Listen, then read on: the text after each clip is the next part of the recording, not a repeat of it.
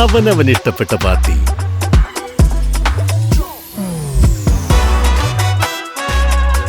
ഹാവൽസ്, ഓരോ ലൈറ്റിലും ഡിലൈറ്റ്. കൊല്ലം ചടയമംഗലത്ത് മൊബൈൽ ഷോപ്പിൽ മോഷണം നടത്തിയ കേസിൽ ഒന്നാം പ്രതിക്കായി വലവിരിച്ച് പോലീസ്. കൊല്ലം ചടയമംഗലത്ത് മൊബൈൽ ഷോപ്പിൽ മോഷണം നടത്തിയ കേസിൽ ഒന്നാം പ്രതിക്കായി വലവിരിച്ച് പോലീസ്.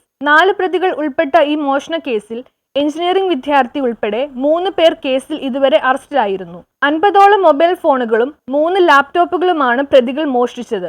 ഒളിവിലുള്ള ഒന്നാം പ്രതി ജസീമിനെ കണ്ടെത്താൻ ചടയമംഗലം പോലീസ് അന്വേഷണം ഊർജിതമാക്കി.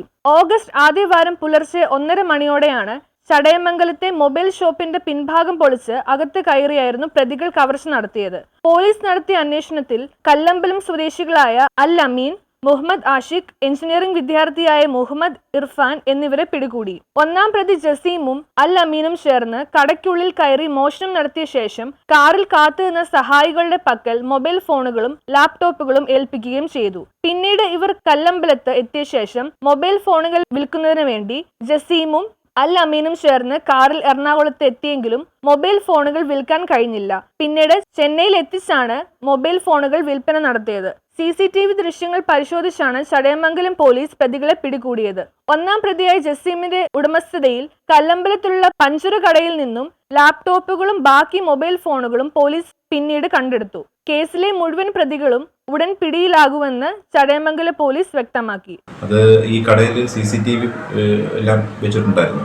അപ്പം ഇവര് ഈ കടയുടെ ബാക്ക് സൈഡിലൂടെ പുരയിടത്തിൽ കൂടെ നടന്നു വന്ന് 2 യുവാക്കൾ ഈ ബാക്കിലത്തെ ഡോറ് പൊളിച്ച് അകത്ത് കയറി ഈ മൊബൈൽ ഷോപ്പിലുണ്ടായിരുന്ന ഒരു 50ഓളം മൊബൈൽ ഫോണുകളും 3 ലാപ്ടോപ്പുകളും മോഷണം ചെയ്ത് കൊണ്ടുപോയി.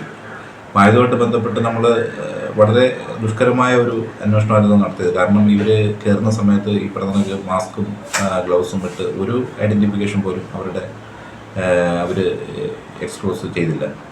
അപ്പോൾ അതുമായിട്ട് ബന്ധപ്പെട്ട് നമ്മൾ CCTV പലതും നോക്കി. അതുപോലെ ഇവർ വണ്ടിയിലാണ് വന്ന് നമുക്ക് ബോധ്യപ്പെട്ടു. അതിൻ്റെ അടിസ്ഥാനത്തിൽ വണ്ടി നമ്മൾ ട്രേസ് ചെയ്ത് ഈ CCTV ഫുട്ടേജ് മാക്സിമം നമ്മൾ കളക്ട് ചെയ്ത് ഏകദേശം ഒരു 100ഓളം CCTV ഫുട്ടേജുകൾ നമ്മൾ കളക്ട് ചെയ്തിട്ടുണ്ട്. അങ്ങനെ നമ്മൾ ഈ 2 പ്രതികളെ ഐഡൻറ്റിഫൈ ചെയ്യുകയും അതുമായിട്ട് ബന്ധപ്പെട്ട് ഈ പ്രതികളുമായിട്ട് അസോസിയേറ്റ്സ് ഒരു 2 സുഹൃത്തുക്കളുണ്ട്. News bureau, Pathanamthitta.